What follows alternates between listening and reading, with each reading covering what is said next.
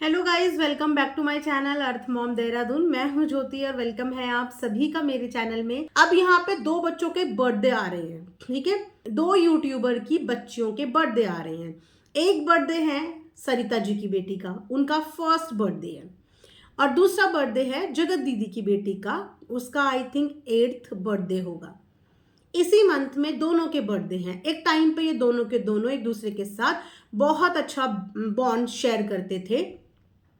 Social media पे कहीं ना कहीं जगत दीदी को इंट्रोड्यूस करने वाली या जगत दीदी की सबसे पहली जो फ्रेंड थी वो सरिता जी ही थी। दोनों बहुत अच्छे दोस्त थे, लेकिन फिर जब दोस्ती के बीच में कुछ ऐसी एंट्रीज हो जाती हैं और उसके बाद ना तो जगत दीदी छोटी बच्ची ना ही जगत भैया छोटे बच्चे, कि इन दोनों ने मिलकर क्या किया क्या नहीं किया वो आप सबने देखा।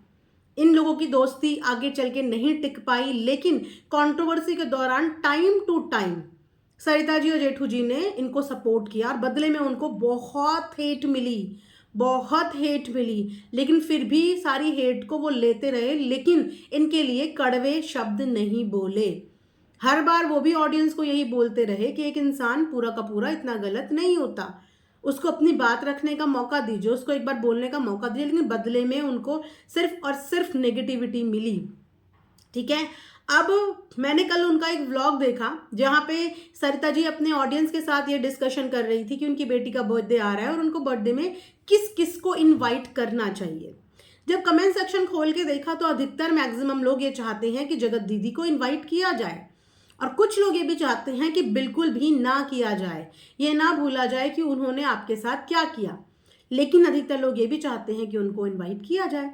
जहाँ पे हर कोई एक दूसरे को माफ करके आगे बढ़ रहा है, वहां पे सरिता जी को भी जगत दीदी को माफ करके उनको अपनी बेटी के बर्थडे में बुलाना चाहिए।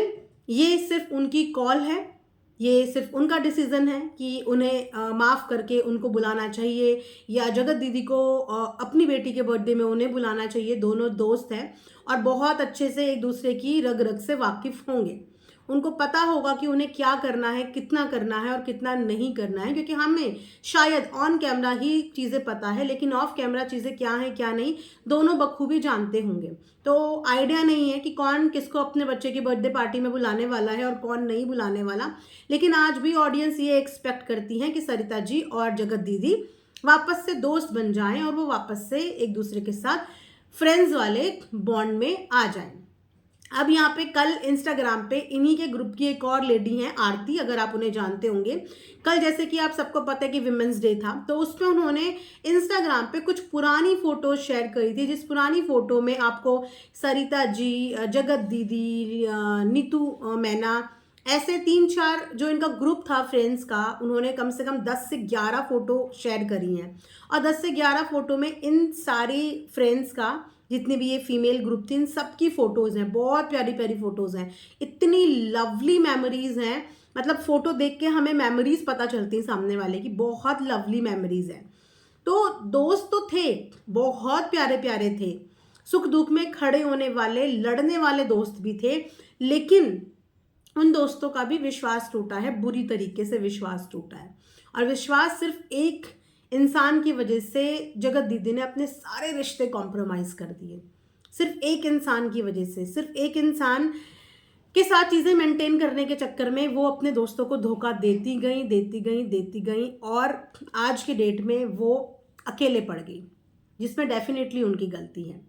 लेकिन जब उनकी वो मेमोरीज देखी ना, तो देख के अच्छा लगा कि दोस्त कितने खूबसूरत होते हैं। लेकिन जब दोस्ती के बीच में एक रॉन्ग एंट्री हो जाए ना, ये हर जगह होता है कि अगर परिवार में भी एक गलत कदम पड़ जाए तो वो परिवार भी तहस नहस और बर्बाद हो जाता है।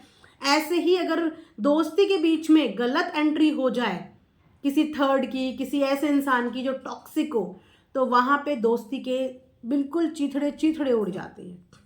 अब वही इनकी दोस्ती के बीच में भी हुआ, वरना दोस्त तो ये बहुत अच्छे थे। इनकी वो फोटोज़, इनकी वो मेमोरीज ये बता रही हैं। लेकिन बाद में वो दोस्ती टॉक्सिक होती गई, एक दूसरे के लिए ही हेट, एक दूसरे को ही नीचा गिराना, एक दूसरे की ही बदनामी, एक दूसरे के ही ब्लैकमेलिंग, ये सब चीज़ें शुरू हो गई। तो फिर दोस्ती रही नहीं गई। तो अब उन चीज़ों को भुला पाना सारे दोस्तों के लिए डेफिनेटली मुश्किल होगा, क्योंकि हर कोई भुक्तभोगी है।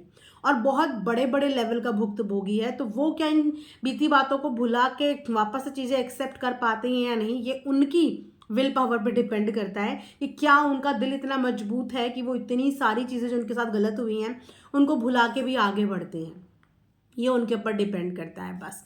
बट हाँ, 2 बच्चों का जन्मदिन है और देखते हैं कि इन 2 बच्चों के जन्मदिन में हमें कौन कौन क्रिएटर एक साथ देखने को मिलते हैं या नहीं भी देखने को मिलते, किस तरीके का फंक्शन ये लोग अरेंज करते हैं, कैसे ये अपनी खुशियाँ सेलिब्रेट करते हैं। ये सब चीज़ें हमें आने वाले व्लॉग में देखने को मिलेंगी। जैसे जैसे व्लॉग आएंगे उसके हिसाब से रिएक्शन आता रहेगा। तो आप लोग बिल्कुल ये फिक्र मत कीजिए कि अगर आज कोई वीडियो व्लॉग में अच्छा दिख रहा है तो वो हमेशा अच्छा या गुडी गुडी ही दिखेगा या हम उसको गुडी गुडी ही बोलेंगे। जी नहीं, अगर वो अपने व्लॉग में अपनी वीडियो में आने वाले टाइम पे कुछ ऐसी चीजें भी करेगा तो डेफिनेटली उन चीजों पे उनको क्रिटिसिज्म भी मिलेगा। इसी के साथ ये रिएक्शन वीडियो मैं यहीं पे एंड करती हूँ। आई होप कि आप लोगों को पसंद आया होगा तो कमेंट सेक्शन में कमेंट करके जरूर बताना, और ये भी बताना कि क्या आप लोग चाहते हैं कि सरिता जी और जगत दीदी की दोस्ती वापस से पहले जैसी हो जाए और ये दोनों अपनी अपनी बच्चे के बर्थडे में एक दूसरे को इनवाइट करें और आप लोगों को इनको एक स्क्रीन में दोबारा से एक बार देखने का मौका मिले।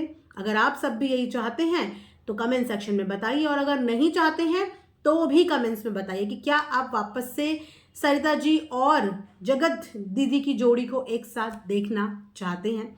चलिए, इसी के साथ ये वीडियो मैं यहाँ पे एंड करती हूँ। Thanks for watching earth mom Dehradun.